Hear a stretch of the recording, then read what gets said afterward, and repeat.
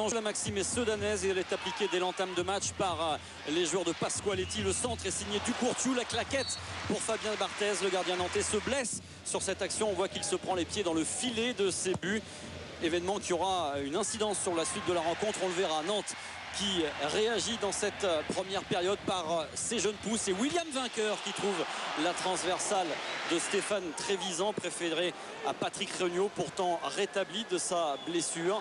La frappe était surpuissante, elle a failli tromper le gardien sedanais. Sedan réagit avec Joseph Désiré Job qui passe face à Barthez. Mais la sortie du portier nantais empêche l'attaquant ardennais d'aller au bout de son action. La mi-temps survient sur ce score de 0-0. Sérénité sur le visage de Pasqualetti, un petit peu plus d'anxiété pour Michel Darzacarian, et Nantes repart à l'assaut dans cette deuxième période avec plus d'envie, à l'image de Dimitri Payet qui rentre dans la surface et qui s'effondre sous les yeux de Thierry Aurillac. L'arbitre ne bronche pas, pourtant il semble bien qu'il y avait pénalty sur cette action. Sous un autre angle, plus de doute, Monsieur Aurillac aurait dû siffler en faveur du jeune Dimitri Payet.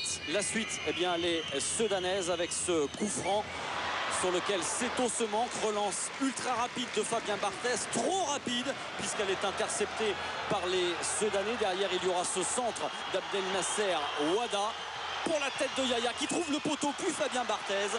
Barthez sauvé par son montant. Ce n'est que partie remise pour ces Sedanais qui continuent d'appuyer avec bout à bout avec David Ducourciu. Ducourciu qui va centrer, qui lève la tête, premier poteau et qui trompe Fabien Barthez. Énorme erreur du portier nantais sur ce centre légèrement dévissé du capitaine ardennais. Ça fait 1-0 pour cette équipe de Sedan. Et ce but qui plonge un petit peu plus encore les Nantais dans le doute. On voit la sortie coupable de Fabien Barthez, peut-être gêné à la cuisse par l'incident précédemment cité. Fabien Barthez qui va même quitter le terrain, remplacé par Tony Hortebise peu après ce but encaissé. C'est un coup de massue sur la tête des Nantais qui tentent de réagir en fin de partie avec ce centre de Pironi qui est entré quelques minutes auparavant, puis un deuxième centre sur la tête de Diallo, et là réflexe de Stéphane Trévisan pour venir sauver son équipe.